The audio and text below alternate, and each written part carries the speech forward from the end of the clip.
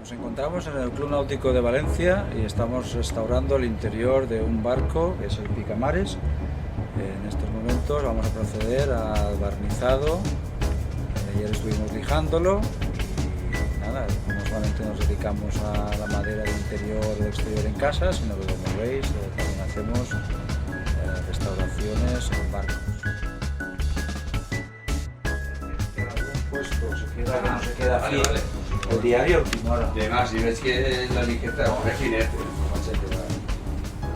Soy Javier Micó, gerente de reparaciones MB. Nos dedicamos a todo tipo de tratamientos para muebles y maderas, desde barnizado, reparaciones, tratamientos anticarcoma y cualquier tipo de siluro. Bien, eso está bien.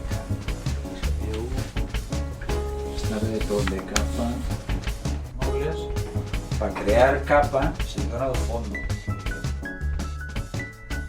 Reparaciones MB se dedica a todo lo relacionado con la restauración y reparación de la madera, desde reparación de lo que es el tema aspecto leñoso, alguna falta de madera. Después también barnizamos desde mueble en casa hasta mobiliario de exterior, desde puertas y ventanas.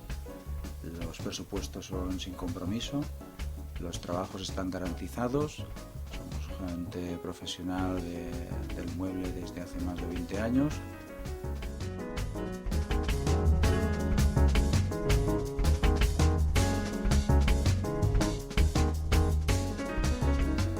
Reparaciones MB, más de 20 años dedicados a la madera y al mueble, garantizan nuestro